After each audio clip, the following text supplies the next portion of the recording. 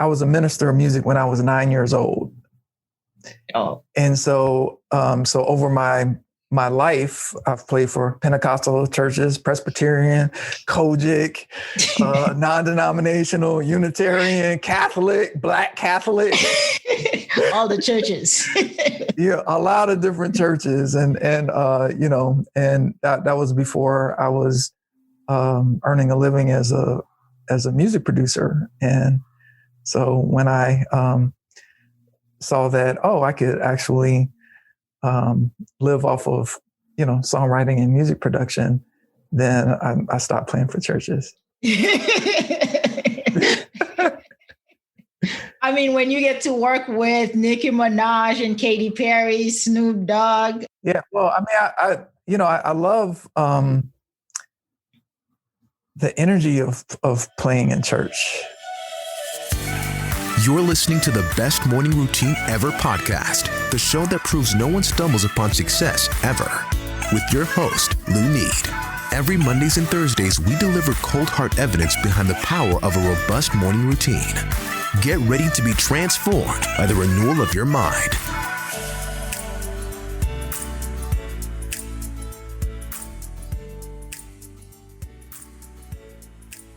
So there are a lot of well-known musicians and producers and songwriters that still play in churches. Like I have a friend of mine who was part of the Black Eyed Peas setup, and he still plays in church sometimes. So it's good for the spirit. Yeah, it's good for the soul. Yeah, the energy is different. I mean, you come alive. There's something about that unity, that camaraderie, just reaching out to a higher power and a higher being. There's something about it that just refuels you, recharges you, and kind of sends you off to do your purpose.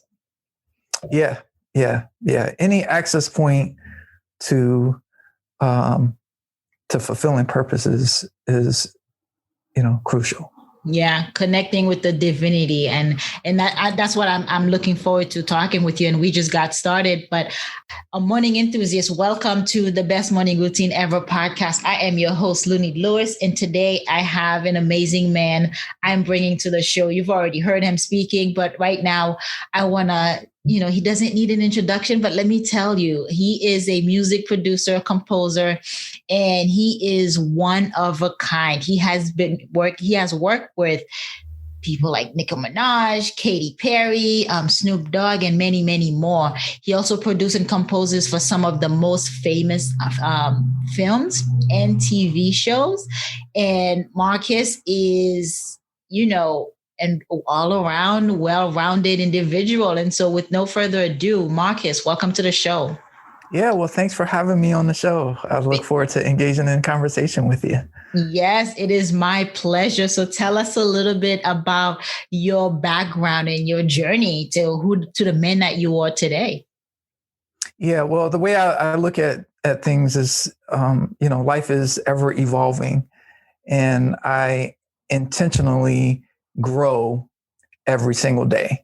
Mm-hmm. So it's not a haphazard, by accident type of thing. So every single day I'm studying, whether it's psychology, philosophy, neuroscience, behavior science, high performance.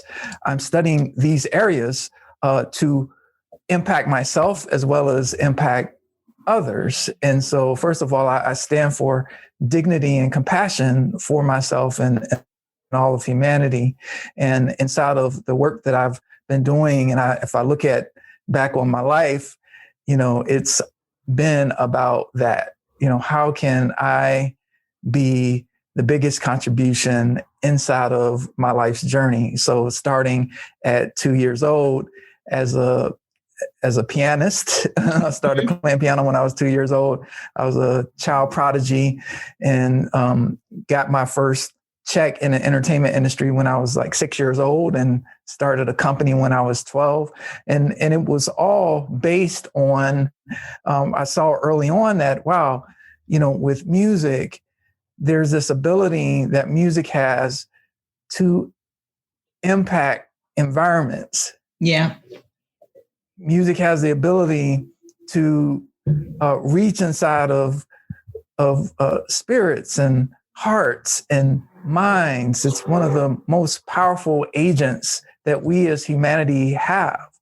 And so I was able to see, we talked right before we started here about, how I used to be a minister of music when I was 9 years old in this Baptist church in Portsmouth, Virginia.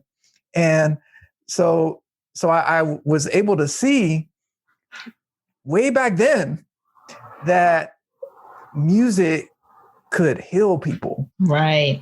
Music could have people release things that was pent up inside. Mm-hmm. And so inside of that, I've dedicated my life to not just music as a vehicle for uplifting humanity and people, but also programs. And so I have this program called Wealth and Impact Boot Camp, where I help people go from success to significance. Mm-hmm. And inside of that program, it's using elements from the entertainment industry that I've learned, things that I've learned in working with CEOs of companies, things that I've learned in dealing with politicians and ministers and from all people from all walks of life. And I've put some tools into this course called Wealth and Impact Bootcamp to actually help uplift people like that. Mm-hmm.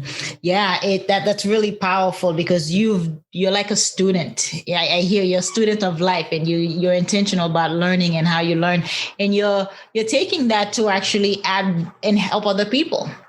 And help other people learn. And music is your passion, but it wasn't always that way, right? Because you started out with debt. You had over $75,000 in debt and had managed to not just come out of debt, but become a millionaire and a producer and songwriter. That takes, what does that take? How do you do that? Yeah, well, it took me having to unlearn a lot of things, mm-hmm. right? So when I was $75,000 in debt, it was not because I was, balling out till I was falling out in a club, right? I wasn't spending money like that. It was debt based on me investing in myself, investing in equipment, music equipment, recording equipment, sound packs, investing in learning so that I could improve and work on my skill and craft and so forth. And so I had accumulated this debt, and I had to unlearn some things like, time is money, right? So a lot of times people have collapsed that time is money. So, when I had my recording studio in Boston, when I was in Berkeley, people would pay me about an hour. Right? Because I had it, that time was money. And so I had to unlearn that actually time is different than money. Now, what if money was value?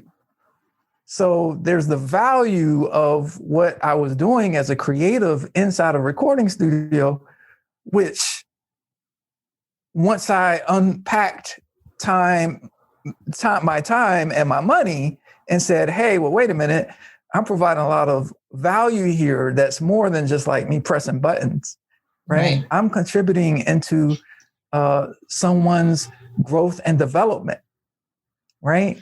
Like the recording process, at least the way that I approach it as a music producer, it's a holistic value process. Mm-hmm.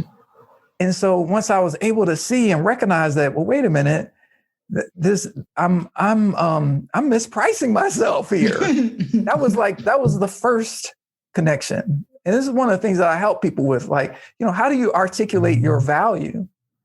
How do you articulate your value in a marketplace such that people get the value and then exchange appropriate to the value that you're able to communicate and articulate? How? And so how do you do that? How to articulate the value. First, I had to see it. Mm-hmm. First, I had to see and notice that, well, wait a minute, this value is more than, $65 an hour. Right? This is about, so I have to, articulate the value in a more impactful way if I want to impact my finances. Yeah. And so I developed, how to articulate that. And part of that was by listening to what people were saying when they experienced me in a recording studio. Oh my gosh, this was the best thing that's happened. Oh, this was like life-changing for me. Mm-hmm. Right? Yeah. How can you quantify a life shift? How can you quantify this is setting an artist up to be successful in their career? Right? And so I had to learn to articulate that, to define that, to realize that, to sculpt that over time. And that helped me along the path of getting rid of that debt. And then I was sitting in, well, what do I do with all this money now? Right. So then I had to learn what to do with money. Right. I had to learn things like the savings account is the worst place to put your money. I had to learn that, okay, well, there's investment vehicles and all of that. And these are the things that I help creatives and influencers and impactors and entrepreneurs and, people that, community leaders, activists even, right? Yeah. So there's some unlearning that has to happen even inside of the activism in the nonprofit world. You want to actually have profit because the more resources you have in terms of money, the more help you can create. Absolutely. Right. And so this is part of the unlearning and then refining and up-leveling thinking and activity and actions and practices and like that. Yeah, very well put. So I must ask, how do you help people unpack that value so they can express it, so they can tell others, this is what I bring to the table, and don't couple me with time is money. The value is actually more than what you're paying for. Yeah. So I designed a 6-month process for that. Right. Mm-hmm. And so out of that 6-month process, I've seen people become financially independent. Mm-hmm. I've seen people create movements. I've seen people start businesses. I've seen people quit their 9-to-5. I've seen all types of things, with inside of the program. And so one of the narratives that, that exists out there is like, get rich quick. Right? Yeah. All of that. Well, actually get rich long. Right. Long term. Right. Get rich long, because what happens is it's the accumulation over time. It's using concepts like compounding, mm-hmm. right? That actually build wealth. And so there's a 6-month program that I designed to help usher people into a future that they create for themselves, that they create for their families, that they create for their communities. And ultimately, it really, it uplifts people. Yeah. The compounding interest. I agree with you. Savings is the worst place. That's where your money goes in, just becomes stagnant. It doesn't grow very much. So you got to think about way to diversify your profile, your investment profile. And there's all, all kinds of vehicles for having the money work for you. Mm-hmm. Right. I like to have my money work for me. Yeah. I want my money to work harder than I work. For real. Yeah. Right. And but you got to learn how to train your money. And so I've developed a skill set through reading, through studying, through conversations with billionaires and centimillionaires and mentors and all of that. And so I had to really go deep, examine my own beliefs around money, my own threshold and capacity. And all these types of things are things that I like to support people with, like breaking through those self-imposed barriers. And some of the barriers are not self-imposed. Some of the barriers are given to us by our parents. They are at a very young age. Absolutely. From age to 5, if you grew up, I know I grew up in a home where it's very church heavy. We were talking about our relationship with the church, and it was money is evil. You know, so you get that belief in your mind. And so you're dispelling money from coming. You're dispelling it because it's evil. You don't want evil, or you don't want to be judged for having it. And so that's one of the beliefs that a lot of people have to eradicate, per se. Yeah. I like to say money is the root of all good. Yeah. If you think about the good that money can do, imagine, look at Bill Gates and what he's done for the malaria epidemic, right?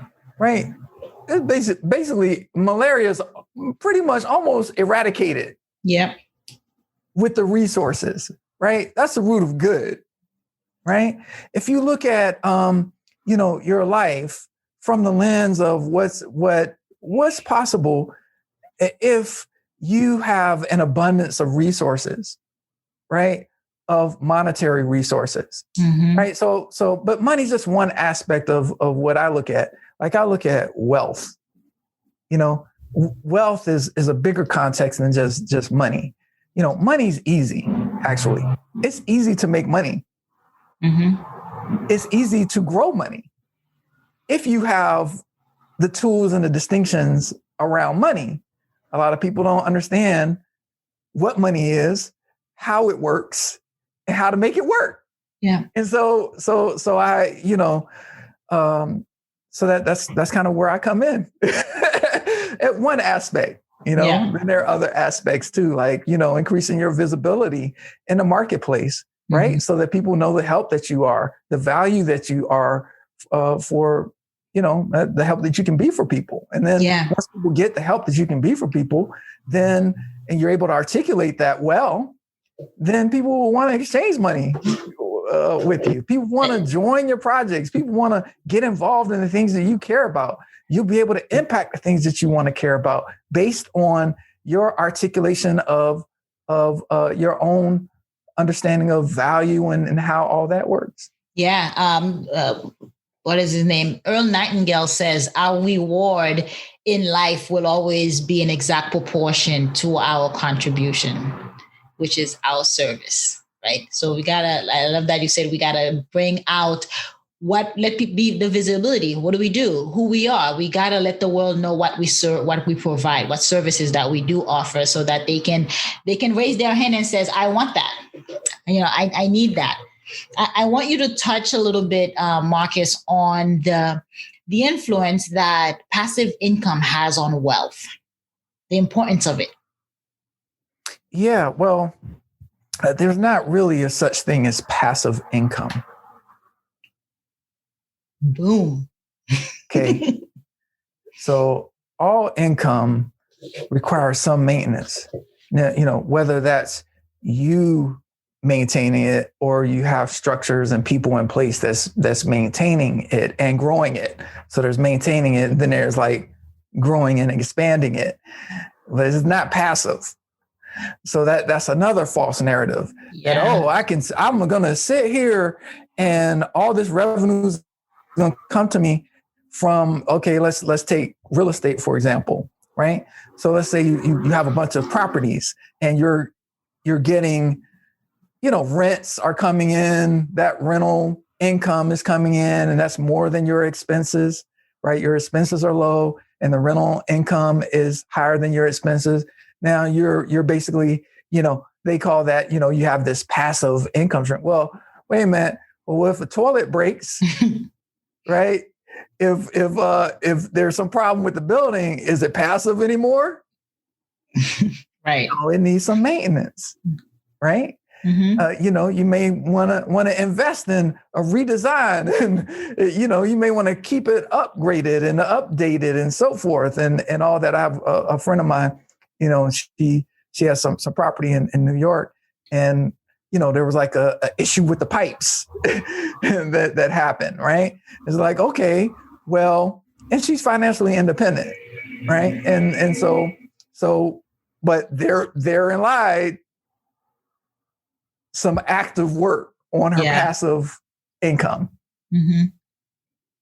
Now, she wasn't doing the pipes, but she had to organize the person to come in and all of that. And if it wasn't her, then it would be a property manager.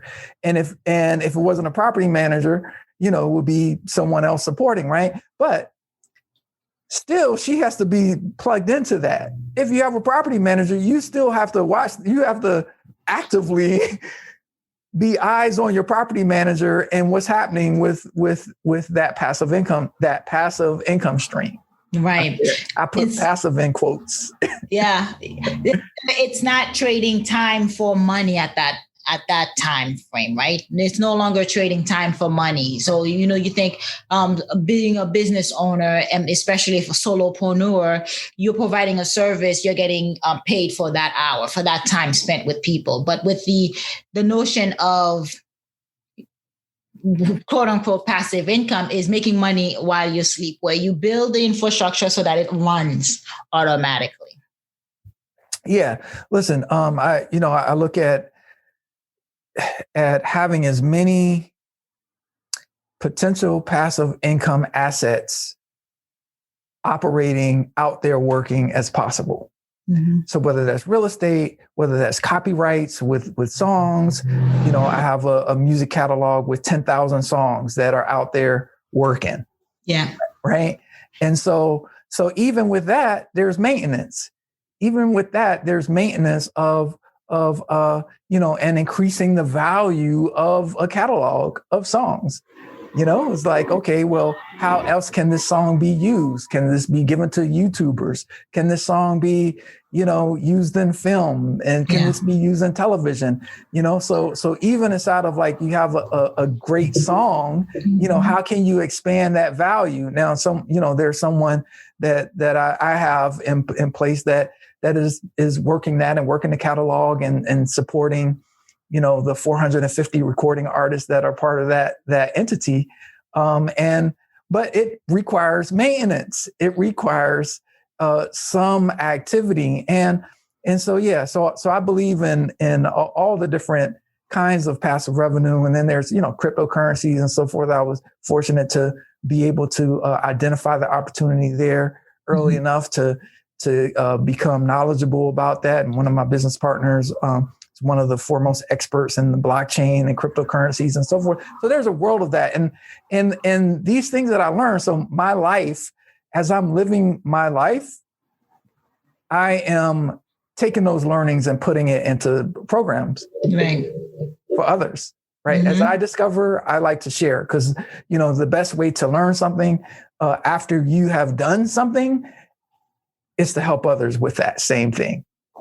Right. Pass the torch, pass the knowledge. Yeah, pass the knowledge, because then they can pass the knowledge to their families, right? Yeah. So this is how to create impact through a rippling effect, right? My discovering something for myself and then sharing it with others so that they can discover it for themselves, and then they spread it. It's kind of, I was listening to this one minister. That was fun.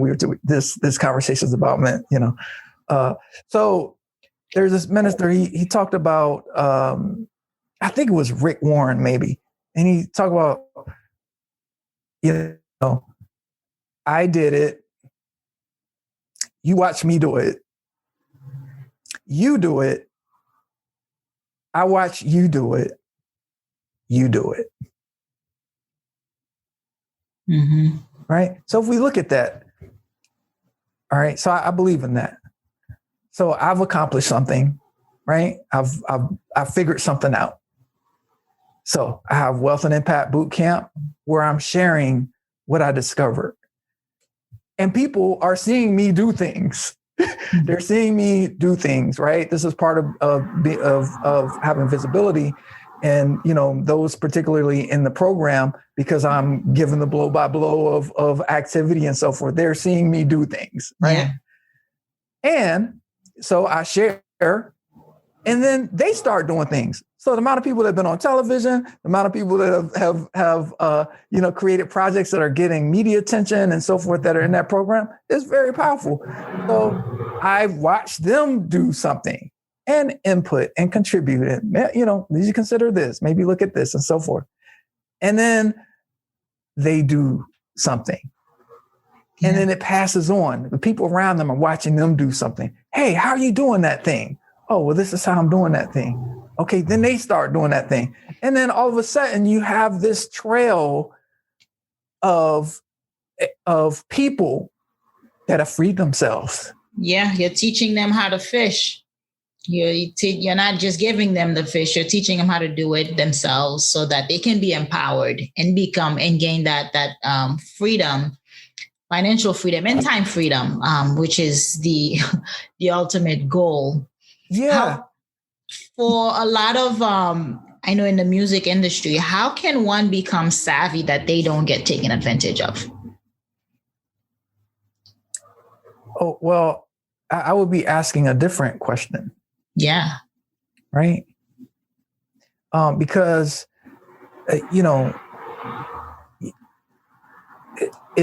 when you look at dealings with other humans, mm-hmm.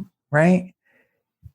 It's just like whether you're in the music industry, whether you're at a doctor's office, whether you're at a dentist's office, right? Whether you're at a grocery store and the price is marked too high, or you perceive the price being too high, right? Yeah. Is that being taken advantage of? Well, okay. Let's look at the pandemic, right? All of a sudden, masks were scarce, mm-hmm. right? Sanitation supplies were scarce. Well, when scarcity happens, what happens? The value of that thing increases. So you got people selling $20 bottles of alcohol, right? For sanitation, right? $20 for a bottle of alcohol that you would pay $3 for, mm-hmm. right? And so there's what is it that you are committing yourself to? There's developing relationships of trust, which can only be tested over time, mm-hmm. right? There's understanding, where inside of yourself where do you sit in relationship to interacting with systems that are designed to do what it does, which sometimes is, not be transparent, right? Mm-hmm. And so systems do what they're designed to do. So as someone that interacts with a system that that doesn't pay out all that it should, and the way that the game is designed, right, or articulated, because there's the way the game is designed, but then there's the way the game is articulated for people to participate in the game, mm-hmm. right? And so the deeper I've gotten inside of the game of the entertainment industry, using this as an analogy metaphor, right? As the deeper I've gotten into the game of the entertainment industry, the more that I see its design. And so as someone that looks at the designs of systems, there are two things that you can do when you see that the design of a system is inequitable. You can either look at creating change inside of that system, right? Which is one of the things that I'm up to. Mm-hmm. Or you can create a new system, right? You can create something that is built with equity inside of it. So you can fix a system, repair or upgrade a system, or you can create another system, just like what has happened with cryptocurrencies. So if I'm transferring money to, a friend of mine in Spain, or somebody that works for me in Spain, okay, that money changes 20 hands before it reaches the person. Percentage here, percentage there, blockchain technology. This is a new system. Change one hand, right? Cut out 20 jobs right there in order to deliver an exchange of value, money, like that. And so in terms of, someone's feeling of being taken advantage of or something like that inside of a system, it's like, okay, now what are you going to do? So you've been taken advantage of. That's one way to look at it. The way I look at it is, thank you. Thank you for showing me the lessons. Thank you for showing me this area that I had a blind spot in. Thank you for allowing me this opportunity to grow within myself like that. I've had songs, taken and it's gone on to be successful. I didn't get credit for. Thank you for showing me what is necessary in order to protect my intellectual property. Yeah. Right? Like these are lessons. So we can be victims or we can be victors, right? Yeah. We can be subject to, or we could be using a situation as a subject for. And I choose to look at situations as a subject for growth, a subject for expansion, like that. And that's all a mindset thing. And then also, in addition to that, is the more good you put out in the world, the more good comes to you. It kind of happens that way. And those inside of the system that are up to doing things that are empowering and all of that, we find each other. Yeah. Right. And then we transact with each other. And then we do things together like that. Yeah. No excuses, but fail forward. Let's take it as a lesson to improve, to grow, to be better at what you do, your craft, essentially, because you can't just be a musician. You can't just be a producer. You can't just be creating content, but you got to be a business owner. You got to be able to know the ins and out of running a successful business, especially if you are the creator, because you are the business at that point, right? Well, you don't have to, but you have to at least have someone that is watching it for you. Yeah. You gotta understand it enough. It depends on what your priorities are. Like, people value different things, right? Some people want to know everything that's going on and how it's going and this and that and every nook and cranny and all of that. And some people, it's like, they don't want to know. I just want to create my art. Now, I'm not saying that anything is wrong with either one of those, right? And learning business is a capacity, right? So I've been an entrepreneur since I was 12 years old. I started my first company when I was 12. And just as I had to grow as a musician, I had to grow as an entrepreneur. I had to learn some lessons, right? I had to learn business just like I learned music. But it's a completely different skill. So I think there's this, there's this narrative now of like, the artist has to be a CEO and all that type of stuff. Well, how do you do that? Right? Is okay. That's the what, but how? And so I've created some things that help with the how, right? Right. So the artists that actually come to my program, they get so much time removed from their learning because I've synthesized, what it takes to make something happen so that, something that would take 5 years for somebody to learn, they'll learn in 6 months. That's compressed time. Yeah. The learning curve. Yep. You decrease that. That's awesome. So tell us about some of the disciplines, the habits that you've had to learn to be successful, as you evolve as an entrepreneur. I'm alluding to, how do you get up, dress up, and show up? Yeah. So the first thing is that I've experimented with a lot of things, right? and this is one of the reasons why I created the 100 Days Impact Challenge, is because in my studies, I learned that, what you focus on grows. Yep. What you focus on grows and it expands. Right. And so, I've done 100 days challenges all throughout my life. When I first started playing the piano, and I didn't look at it as like, oh, I'm doing a 100-day challenge, but that's what happened.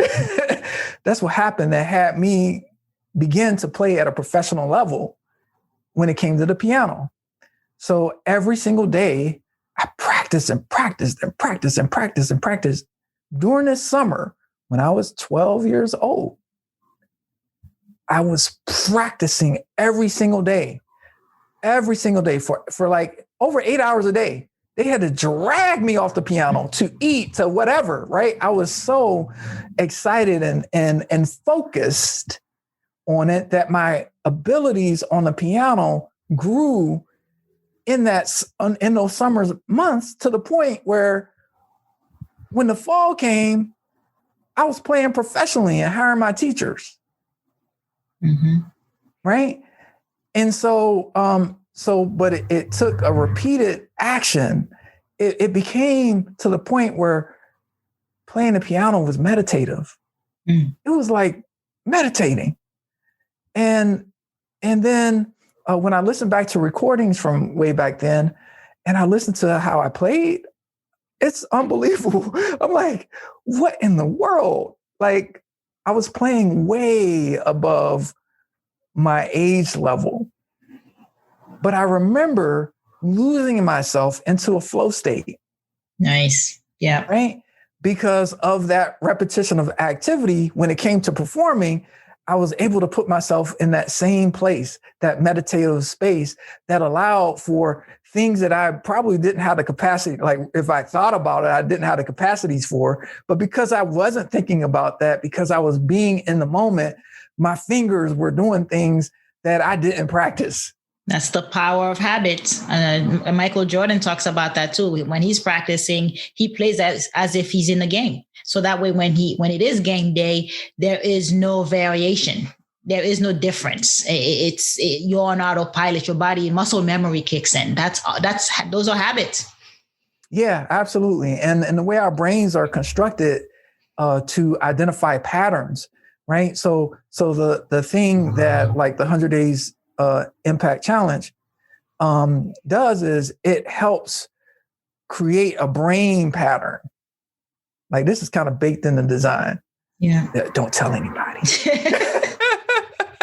It's our secret, but it's baked into the way the challenge is designed and the way the mini course is designed to help people in the 100 videos, and it's all baked in there.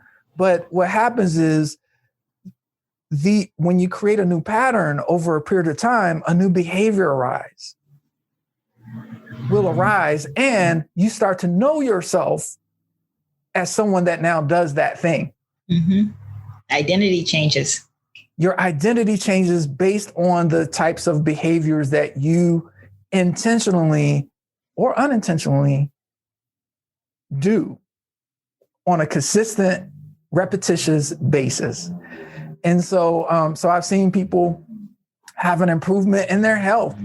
There's this woman that's in the 100 Days Impact Challenge right now that, she has Lyme disease, and she talks about how her change in health habits now, her health is getting better, right? There's an improvement in her health because of that. There's someone that has, his name is Noah. Noah has created a gratitude challenge, 100 days of gratitude, right?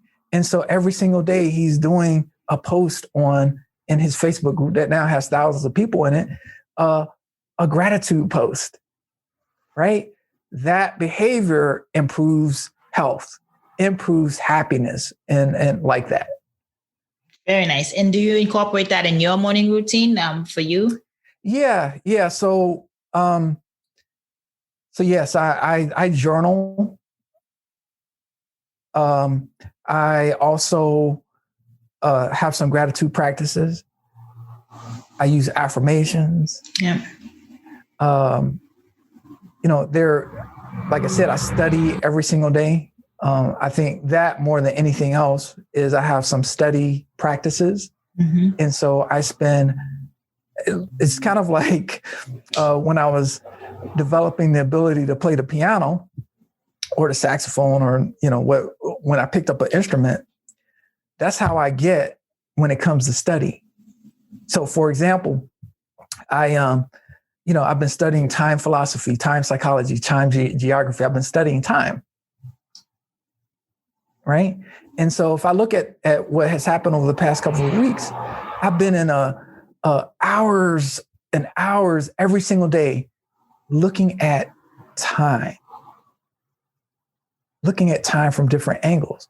So that's a habit. So I've created this habit, but I focus that habit on a particular thing that I want to learn, mm-hmm.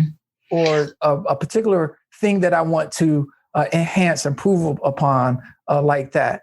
So if doing gratitude practices increases health, and I should probably do that every single day, like eating every single day. Right. And eat affirmations as well. Tell us in your opinion, the power of affirmation and declaration upon our life, right? Because the power of life and death is in the tongue. Yeah. So words are essential. Words create worlds. Words destroy worlds. Just as powerful as music is, words are powerful in a degree that I don't think most are conscious of. And the reason why I say I think most are not conscious of, because you can hear someone's insides by what they say on the outside. You can see limitations in people's thinking with how they speak, mm-hmm. how they talk about themselves, how they talk about what they're doing, how they talk about other people. Words create worlds, and worlds destroy worlds. I love that. Well put, Marcus. Thank you for sharing that. Now, I know you have a book you have a book out. It's called Bell Ringer Branding Bible, the 5 musician branding principle for singers, rappers, DJs, music producers, composers, writers, and recording artists. Tell us a bit about that and where we can find it.